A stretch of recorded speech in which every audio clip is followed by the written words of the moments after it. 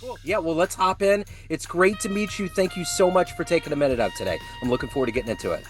I'm so glad to be here. Thank you for inviting me. Yeah, absolutely. So let's begin our journey with this. 6 years ago, this pandemic changed our lives, changed so many things. How did you get through that era, and how has it influenced the way that you do things today?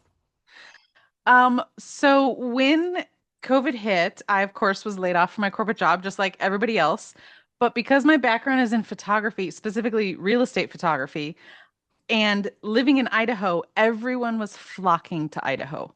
Yeah. So it was actually, I mean, and I hate to say this because COVID was so bad for so many people, but it was very profitable for me. It changed my business in that people were wanting to move here sight unseen. So realtors were really scrambling to create gorgeous images, create virtual tours, have drone images because we have so much land real estate up here.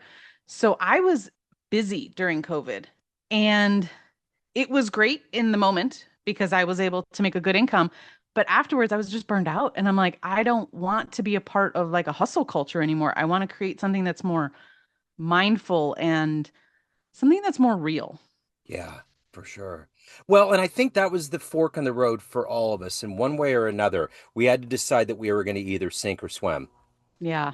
and so I'm curious if we synthesize exactly what you do on a daily basis for a 13-year-old brain. You're at career day, you're in front of a bunch of kids. What do you tell them?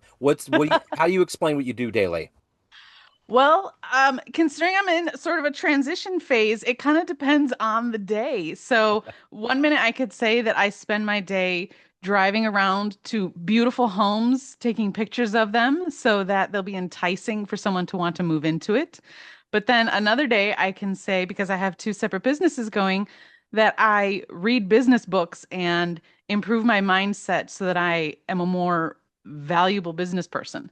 Um, so it all depends on the day when if I were to be speaking at a career day. Sure. No, no, no. I totally get it. So let's get to the heart and soul of this kind of diaspora of who you are and what you are. hmm Let What did you want to be when you were a kid? What was your ultimate dream job? Oh my gosh. Of course, going into it very ignorant as a child, not knowing what it really meant, I wanted to be a wildlife photographer for National Geographic. Okay.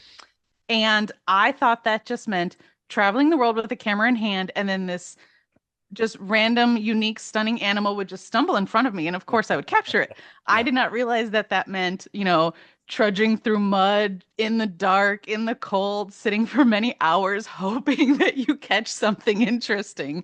So I now look back and I'm like, that sounds terrible. But in my, adventurous child mind was thinking that sounded Of amazing. course, absolutely. So, talk to me a little bit about this early fascination with photography. Take me back to where you were born and raised.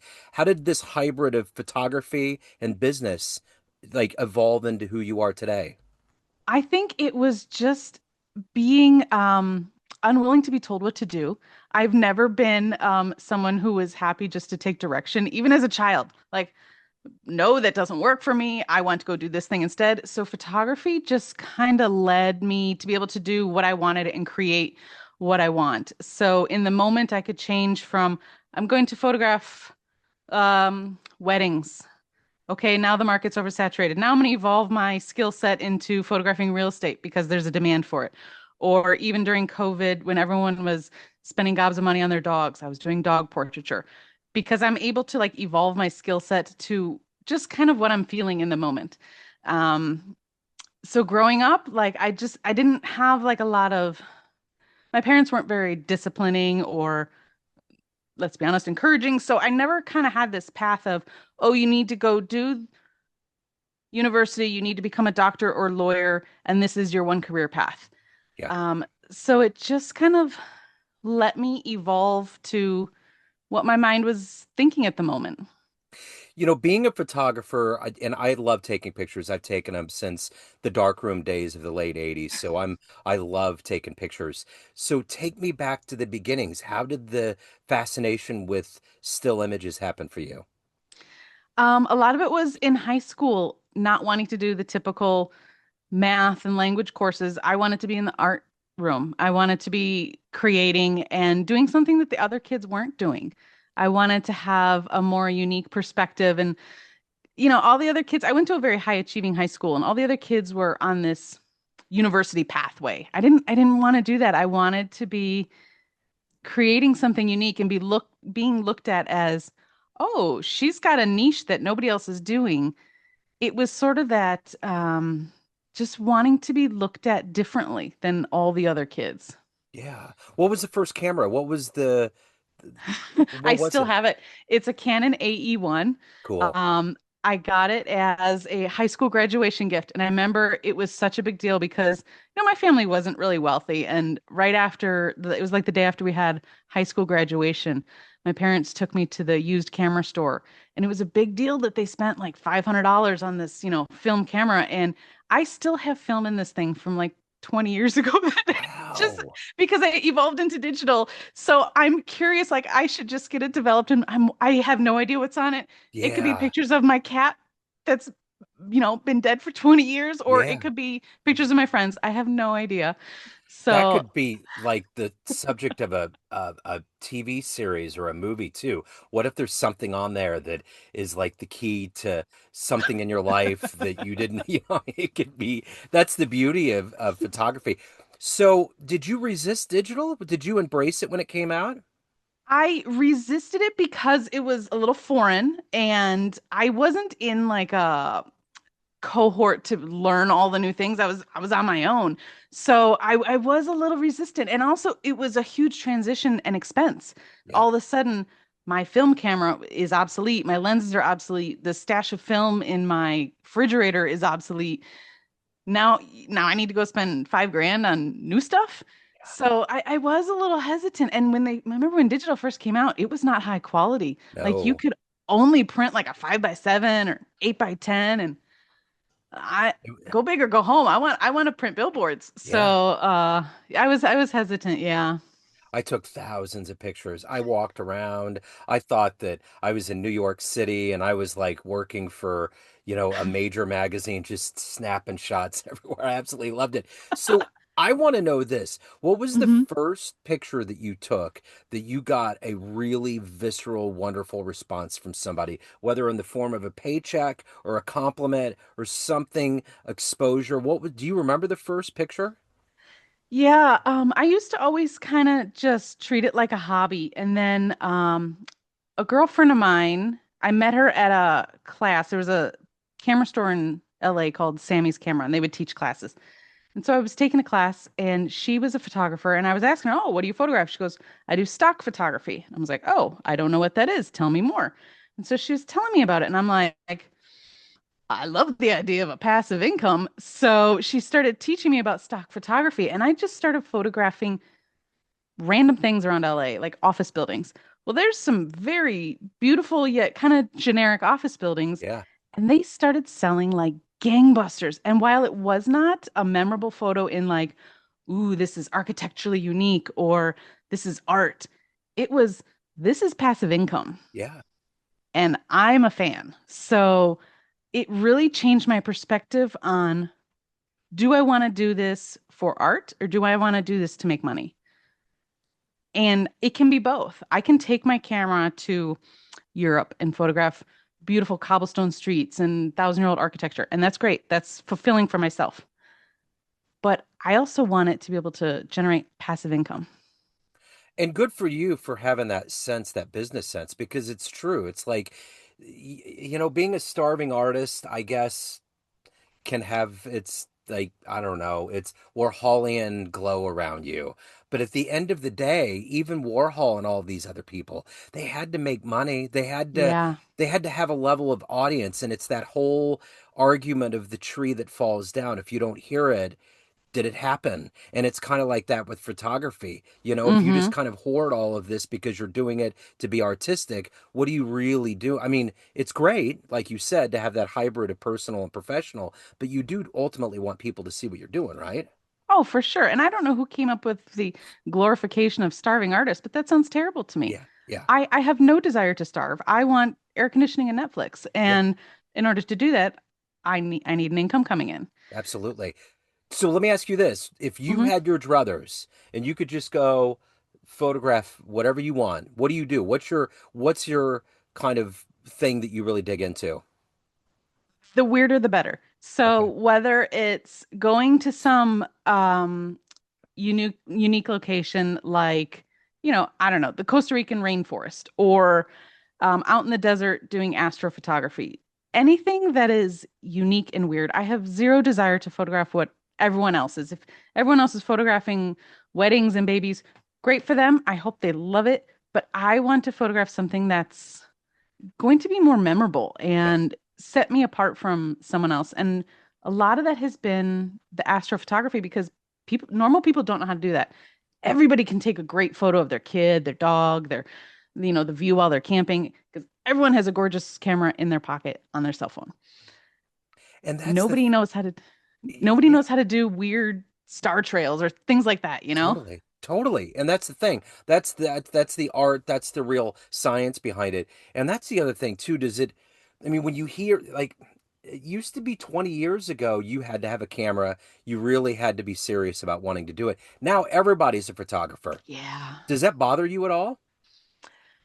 No, because, well, yes and no. Mostly no, because everyone is now able to have those great lifelong memories. They're able Yeah, to document their kids true. entirely, over document it. And that's fantastic because nothing's better than when you look back and see a picture of your kid when they were a baby and now they're in college. That's amazing. And everybody should have that feeling. But it does cheapen it from a business perspective. Like when I first started doing stock photography and smartphones weren't a thing yet, I mean, this was like very early 2000s, it was easier to make great income doing kind of minimal work. And now the market is flooded.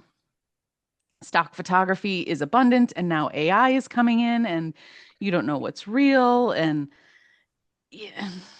So it's a win. It's a yes and no. I get it. I totally get it. Not even think about that angle. I have to really start thinking more about AI, whether it's real Yeah. or it's artificial and all of that. It's wild. I remember there was a service years ago that I did called 2020 and I started getting paid and I was like, "Wait, what? I'm just taking shots." Because I kind of do the same thing. I kind of like the getting the things that people just it's like the good poem. It's like the thing that no one pays attention to, Yeah. that will catch your eye and all of that. So let me ask you this. Who has Mhm. been that inspirational force, that hero in your life that's allowed you to navigate, to find your place on this planet? Oh my God. It depends on what moment of life I'm in and who's in my universe because not everyone is meant to be a part of your life for your entire life. So, I think more than looking for heroes, I'm trying to build a community of uplifters and like-minded people. Um, because I want to be surrounded by more than one amazing person that I don't have access to. I want to be surrounded by 10, 20 people who are all going to uplift each other and work together well. So, oh man, I don't know if there's been one specific standout person, but I like to take different golden nuggets from Sure. different people, especially people who've really mastered um, the idea of remote or passive income or have sort of a unique approach who are able to make money doing the unusual things. I want to fill my life with those kinds of people that I can learn from. Yeah, absolutely. So what's your favorite gallery? I know that a lot of your contemporary galleries that would be considered painting might have some photos in it, but just in general, when you go and travel and you talked about Europe, being a creative and looking at the world in a unique way, what galleries, what gets you going? I was in where was it? It was in Vienna a few years ago, and we went to, oh, I want to say it was called the Belvedere or the Bellevue. And I specifically sought it out. It was a very small art gallery and or maybe more of a museum because they had the original painting of The Kiss by Gustav Klimt. Yeah. And I had gone as a tour group and we had a free afternoon. And this museum was not on the itinerary. I'm like, but I want to see this. So when we had our free afternoon, me and a girlfriend, we were like, okay, well, how do we get there? No, we didn't speak German. The one person we happened to ask on the street did not speak any English. So, we're playing a game of charades, trying to figure it out. And he points to the train and goes like this, three stops. I'm like, okay, I guess we get on the train. and get off in three stops. And it was such an adventure. And then getting there to see this historic work of art that has been turned into like this mass production for Yeah. everyone's wall. It was very different and very, it was just moving because everyone has seen this work of art, whether it's, when you go into a TJ Maxx and it's on some, million print run framed piece or as a screensaver. Everyone has seen this piece of art, but seeing it in real life attached a history to it. Like you could see brushstrokes and you learned the history of the painting and just realizing that there is humanity behind all these works that we just associate with, oh, yep, that's a classic, that's a classic, that's a classic. But there's actually a story Yeah. behind them all, you know? I remember So, going, yeah, I remember going to the Louvre and seeing the Mona Lisa, and there was a billion people, and I just couldn't get close, but I was like, that's it. That's the one over there. And and it's small. I know it's tiny. It's weird. It's like when I went to Dealey Plaza the first time and I was like, no wonder why there's a conspiracy. No wonder why this is a confusing place. Because when you see Dealey Plaza, it's like you think that like the book depository is like a football field away and the grassy knoll is like another football field away, but you get there and it's all like right there. It's weird when you actually see these historical moments unfold in Yeah. front of your eyes, how much different it is, you know? And it makes you wonder, like, why was this chosen as this historical representation of culture? Right. Like, was it who was it because of the artist? Did he have some or she have some sort of connection to somebody important? Like, what was sort of the backstory that we don't know about? And why this piece from this culture? Why not this other piece from this other culture that maybe is technically more intricate or more impressive? Why one over the other? Was it just that the winners who wrote history, they get to decide what's important art in our culture?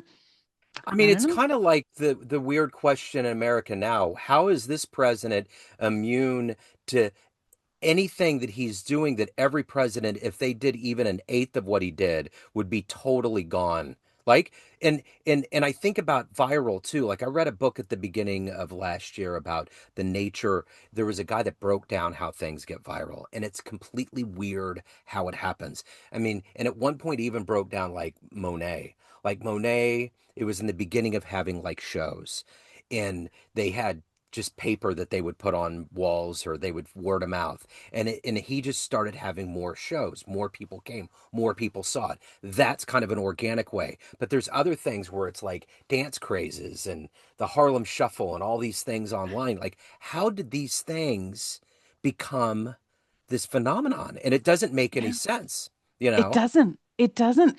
It's just this weird perfect storm of what people are craving or what people are angry about. And I I wonder that all the time when I see a post or like a video on TikTok and it's like, wait, this has 10 million views and it's just something dumb. I don't Stupid. get it. I I don't don't get either. it.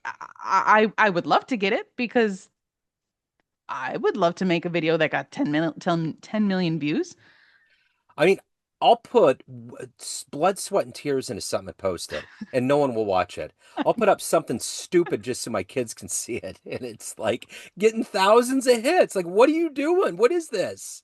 It's weird. I don't get it. I did a post on LinkedIn a few weeks ago, and I was basically just reposting something that the New York Post had put up. This woman had read like, I don't know, it was like 150 books the previous year, and they were writing an article about it, and they were kind of demonizing her because she was reading fiction instead of nonfiction. And they're like, oh, well, she's just reading, fairy smut or dragon smut. That's not real reading. And so I reposted it, and I'm just thinking, people are really villainizing fiction. Yeah, right. And I put like all the reasons why fiction is amazing. It helps create empathy, it helps improve your imagination, it helps cognitive abilities and conversational abilities and all these things. And that post took off like gangbusters. And I'm thinking, I have been posting about the benefits of reading for years, Sure, sure. and nobody cares. And all of a And sudden they do. but was it because that the New York Post had put a picture of this very beautiful woman in a super cute pink little outfit posting with her stack of books? Or was it because they had a snotty headline that bothered a lot of people? I don't know. Um, It's weird. but when I reposted it with my thoughts, it took off It, and I was happy. yeah. That's wild. So let me ask you this. If you could get into a time machine and go back in time and Oh my photograph an gosh. event, like an Oh my event gosh. taking place, like that kiss, because that was literally post-war. That dude just like boom, got it. That was it. He probably took 1 billion that day. Well, not with paper, but enough. And that was the one. But where would you want to be to capture it? Mm. Ooh. Well, I'm a huge fan of history, especially women's roles in history. I would love to go back to maybe like medieval Europe and photograph someone like Queen Isabel and Yeah, King Ferdinand and their how they changed the face of Europe. I'm so impressed by the idea of historically strong women and how they probably really were compared to how they're portrayed in real life. true. You Yeah, know, so I would love that just to see some badass woman with a sword in her hand and just come off a battle and like I would want to glorify that role yeah, because we don't ever think of women that way, especially right. in historical context. So that would be I think that would be where I'd want to go. Yeah. It also sounds like the possibility of, getting the plague and dysentery, but uh, you got to get the shot. Yeah, we got the shots. That's what I'm saying. So let me ask you this. Let's say you have a dream tonight. You run into Yeah. the 18-year-old version of you, and you have a big photography book in your hands. And it's Hmm. the highlights of the life that you've led and orchestrated up to this point. Would that young version of you believe that it turned out this way? Oh my gosh. Probably not because it's like being a completely different human. Yeah. Just the different stages in life that you go through and like the different sort of sections of life, I am a completely different person. So I don't think that the 18-year-old version of myself would recognize the almost 50-year-old version and be like, oh yeah, I see how that evolves. Absolutely not. And you almost get to do the reverse of that with that roll of film you have in your camera. I know. I'm so excited. I have completely forgotten about it until you brought up asking about the camera. So much And fun. Those are the I mini know. adventures, I know. And it's a black and white roll because it's got still got the little Wow. tag in the back. You know how you used to slide the cardboard from your film package into the back so you knew what was Yeah. in there? Yeah. Yeah. Man, the good Now old I'm gonna days. have to I don't even know who develops black and white anymore. Yeah, yeah, you got to really look that up. You got to Google it because there's not many people. They're gonna be like, "What? What do you mean develop what?" So let me ask you this: of everything that you've done in your life, everything you've Hmm. accomplished and become, what are you the proudest of? Um, being a single mom while also doing it. Yeah. I was able to, and I think a lot of it was because I chose photography instead of, a traditional normal career. I was able to create a work schedule and a client list and price points to work around that. And the fact that I was able to, single-handedly raise another human while also not skimping on life. We were able to still have our home and travel and have adventures and do fun things together because I had developed this skill set and the ability to be entrepreneurial. So at the end of the day, everyone has a perception of you. Family, friends, clients, everyone that sees your work. The Venn diagram bleeds into itself. But ultimately, you run the show. What's your perception of you? Who do you think you are? Oh my God, that changes daily. It's the therapy question. Oh my God, that truly is a therapy question, isn't it? Um, it's evolved, and I think it's become a more healthier, realistic definition over the years. Obviously, when you start in any industry, you're insecure and you're always wondering, am I good enough? But it's definitely evolved, and now, and it feels weird to say, but I see my value. Yeah. I'm confident in my skill set and my price point, and I see that I don't need to settle in any regard. And I wish more women did see that because I see all these posts like on Facebook of, oh, I need a family photographer. My budget is $12. And there will be a list of people, oh, I'd love to do it. I'd love to do it. Yes, I can do it. I can do it for trade. I can do it for free. and so many people aren't seeing their value. And so I think it's been a long road to get to that point where no, I won't take that job for $12. My rate is $1,500 or whatever. Yeah. And sticking to my guns and knowing that I have a skill set. Yeah. I totally get it. So, in this home of Boise, Idaho, what's your favorite subject? What's your favorite place to photograph? Hmm. I really love to go up into the foothills and do the dogs. We have the foothills are right on the edge of downtown. And so we have great access to the outdoors and trails, and Idaho in general is incredibly dog friendly. So going up into the foothills with dogs off leash with a small camera and a small strobe and just getting stunning images of dogs outside being lunatics like they should be Yeah. with downtown in the background, it's fulfilling and it's Wow. it's it's kind of weird, like Yeah. very few people have portraits of their dog to begin with, Yeah. let alone in some place that's just really great scenery. That's totally cool. So, if anybody wants to dive into this horn of plenty of your existence, where's the best place to go? LinkedIn is a great place. I'm very active on LinkedIn and Facebook. Okay.